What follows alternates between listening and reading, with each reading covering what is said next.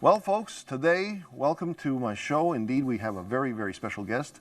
The gentleman's name is Taco. You may have heard of the song Puttin' on the Ritz. That's just one of many songs Taco has done, and we'll talk about Put It on Ritz and all the other songs and all about Taco's life right now. Welcome to my show, Taco. Nice to be there, John. Well, I guess starting off with questions, how did you get into this business? At a very early age, I come from a musical family, and Okay. and when as of 7 years, I was sent to a music school to learn instruments. We would do little children operettas. This was back in the Netherlands Hmm. in the 60s, and and ever since then, I always went to school choir. We did school production, musical productions, and that's how I kind of got into Uh-huh. it. Basically, you got into it like in the late 70s, early 80s, right? So you've been around for a few years, right? That's right. After I graduated in Belgium from the International Schools of Brussels, Uh, I didn't have a clue what to do, and it was actually my father's idea to go to acting school, and he said, "Go there. You were always happy in on stage." And by then we had moved to Germany, and it was a good chance to learn German, mhm. and to start in the business. Right. Well, as speaking, as you bring up the acting, I saw that you at one time even played Chico Marx from the Marx Brothers in the production, correct? That's right. That was the Mark's radio show, and we have a very diverse theater system here in Hamburg. Okay. With bar theater, and to make money to afford my classes, I would work as an extra, and that way I got into the whole theater business. And one thing led to the other. You got to say your first Hmm. lines. And you learn things like fencing Okay. or dancing. We did very big musical productions, the very first in Germany at that time. Uh, Actually, I started as a call-in for Sweet Charity, Uh-huh. and later on with Chicago and the Three Musketeers as a musical Cool. production. Yeah, So, great training. speaking of trendy stuff, obviously the big one, the putting on the Ritz. How did that just all of a sudden? Did it just come out of the blue and did it just surprise you, or was it something you were expecting? Was it like the music industry? The big execs, were they expecting this to be a big one, or would this just surprise you? No, it was a long way. In my free time, I would, hang out in rock clubs, and Uh-huh. I had my own rock and roll band back in the 70s, which we toured with.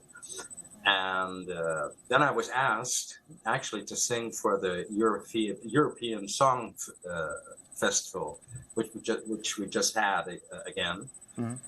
and uh, and that bombed really hard. And after that, I thought, oh God, I have to come up with a whole new image and try something completely new. And since I had done Chicago at the theater, Hmm. I thought, oh, that might be cool, and there's the whole new wave music with all the electronic devices was just starting up here in Germany. So I thought, that might be a scoop, to take the American songbook and mix it with computerized music. But that didn't turn anybody on either. So Yeah. I, I started myself. I made a deal with a huge department store, and I had myself carried in like a puppet and placed in front of uh, yeah people who would walk by. Uh-huh. We could have computer music on, and when enough people were standing in front of the window, I do the puppet act, and I do Putting on the Ritz.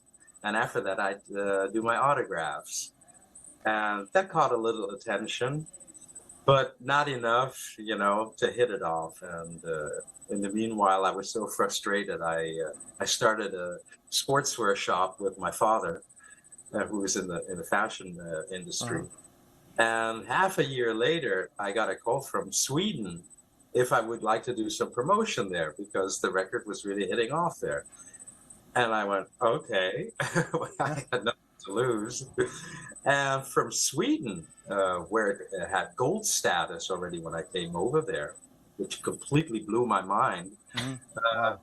It took over, it went from all of Scandinavia back to Germany, all the way down to Spain and Portugal. Yeah, before I knew it, I was on the road. My goodness, yeah. That's, I mean, that is just fabulous. I mean, it was number 4, right? That was number 4, I guess, the United States or across the world. Or Yeah, either. In a lot of countries, number one. Number 1, yeah. Yeah, and Yeah.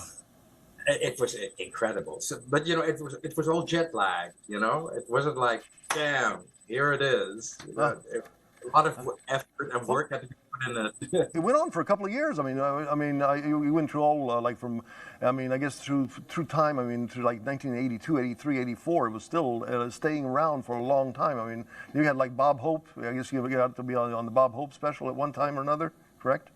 Yes, that was awesome. And I even did a tour of the United States. Yeah, but it was a lot of work. After Europe had been, I mean, we're talking about the days when there wasn't any MTV. Oh, so, sure. Or just getting started, Yeah, so you had to be there, So I was jetting around the globe, and in every country I would do numerous television shows.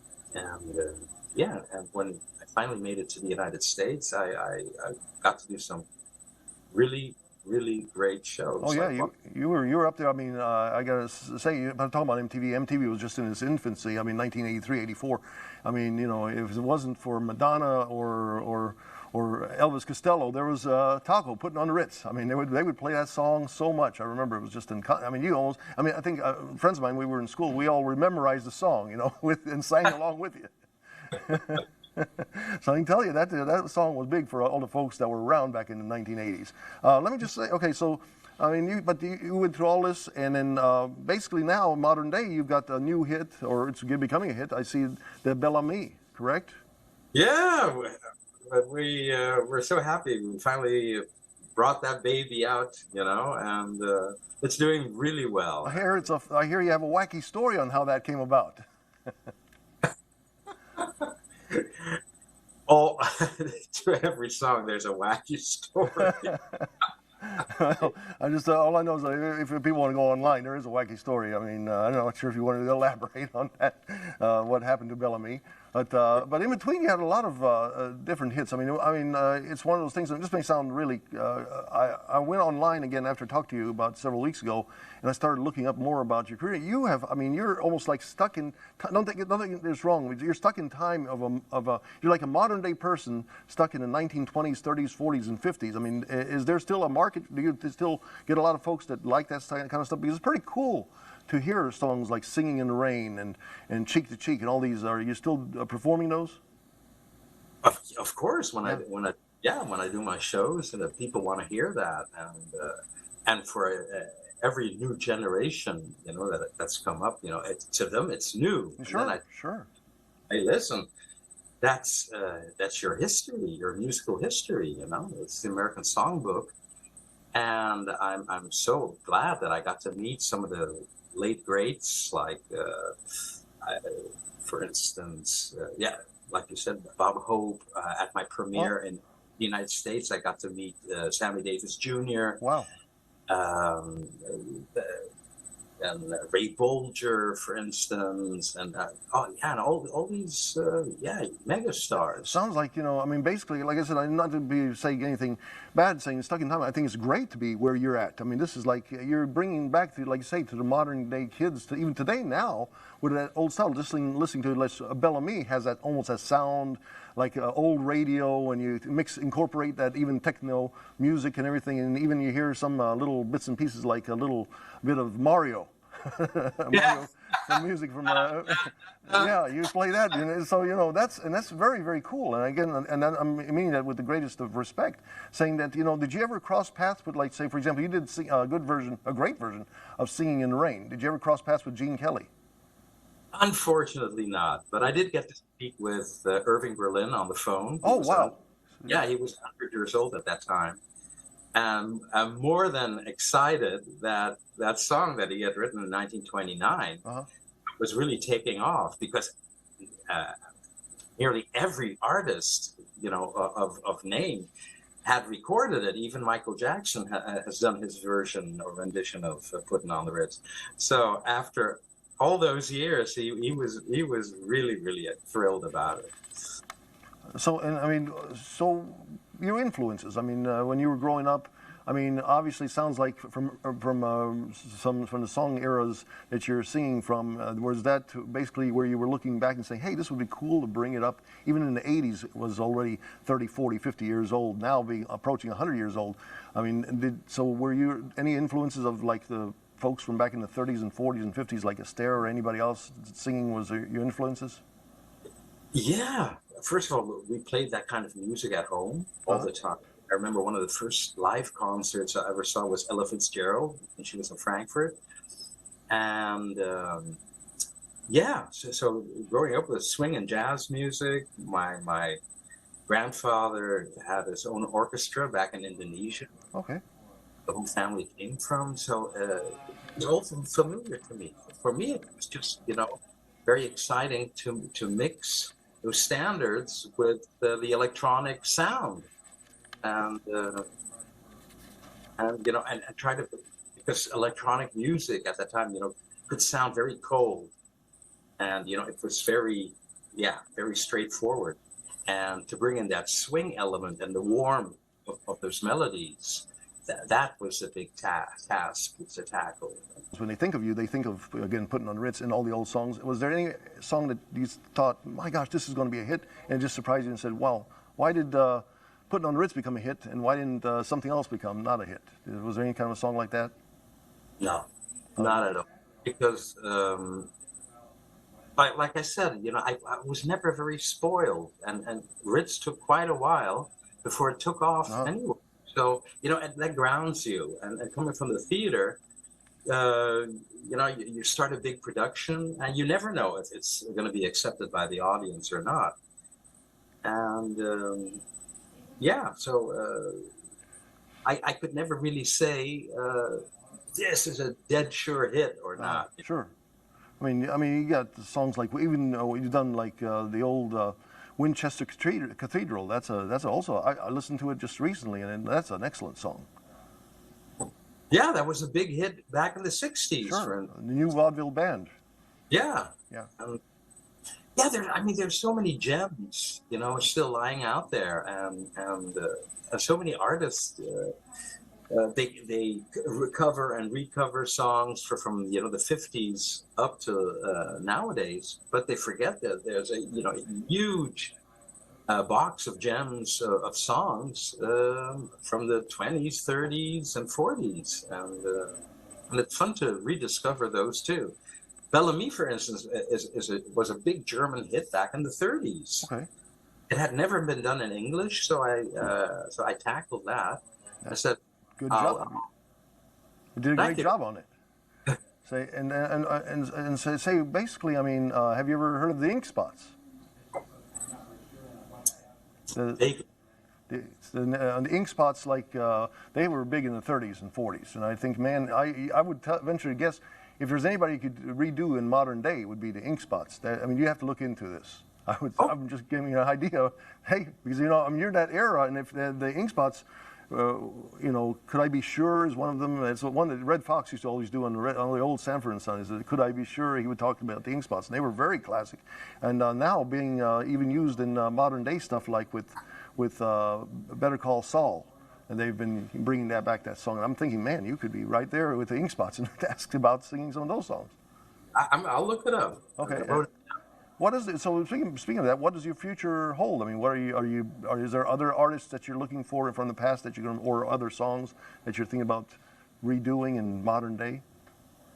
Well, I also write my own stuff. Okay. And before Bellamy, the last song was an own composition, Hot Summer Jams. And so it'll always be a mix of self-written stuff and And if we find a gem, from the olden age, the golden age of music, then I'll record it. Say, and performing. I mean, obviously all around the world. Where do you find the best places to perform? I mean, across the world. What are some of your favorite places? Well, it's been very slow now because of Corona. There was the whole music industry just died over here. So you couldn't travel. There were no venues at all. But it's picking up now slowly. I'm in my free time. I try to work with my big band where we do a Sinatra evening, and that's a lot of fun. It's at the Cotton Club here in Hamburg, and then I just did a huge orchestral Night of the Proms, Okay. a huge orchestra where we did a new rendition of Putting on the Ritz. And we're hoping now to get some of the festivals, the 80s revival festivals. And yeah, but mainly I sit at home and do everything digitally. Well, this being the hometown of Elvis, are you a big fan of Elvis? Big inspiration, of course. Say that, basically, Elvis tried like different genres of music. I mean, he tried some things and some things didn't work out. Has there ever been like a artist or something that you said, okay, I'm going to try this song, and said, oh, it just didn't work out. It just, because the different, like even Elvis could not, with all his vocal talents, and you've got very great vocal talents too. I mean, you find sometimes there's a different style that you just can't do. I'm like, you just can't go in there and start maybe a Johnny Cash, or you ever even tried a Johnny Cash, because Johnny Cash had his own style. Is there anybody that you've said, oh my gosh, I can't sing their style? I've kind of, smelled into all kinds of styles. The only thing that, and that's because maybe I don't feel it, is heavy metal music, So you're not going to be doing any drowning pool in the near future. Like, there's the chances of that, but still, I mean, again, sir, you've had a great career, and it's been a pleasure to talk to you about what you've been doing and what you're going to be doing. And again, I'm telling you, folks, if you have not seen any of the other tacos, I mean, certainly Putting on the Ritz is the big one, but my gosh, go on YouTube now and write taco, and you can find a lot of your songs on there, and they're great stuff. Yeah, I'm so grateful that we have this YouTube channel, and it's fun posting new stuff there. And one good thing I always did was I saved all my demos. So all the work I've always done, I've saved it. And this new company I'm working with now, they revived all of them. They remastered everything. They digitalized it, and so it's not lost. Okay, that's great. And so I can advise all young artists, don't throw any of your work away. Try to it'll always be remastered in the modern day. I mean, it's like, Exactly. maybe even, people are even sampling it out there. Like, for example, TikTok, they're sampling that stuff, and there you go. I mean, I've heard many of folks talking about it. When I told my kids, they go, oh, that guy that has the song on TikTok, Taco, I said, no, I remember, I grew up and I remember Taco, but they know you from TikTok. So I'm sure you've got a lot of fans out there from TikTok that are playing your song, especially Putting on the Ritz. Yeah, and Friday Night at Freddy's is also yes. a big boost for it right now. So yeah, it's really funny to see, how every generation, gets hooked onto it in some kind of a way. Well, Taco, it has been a pleasure to have you on my show, and much luck to you in the future, and hopefully we'll be hearing a lot more of your songs coming out, new ones. I'll do my very best. All right, well, thank you for being on. My pleasure, John.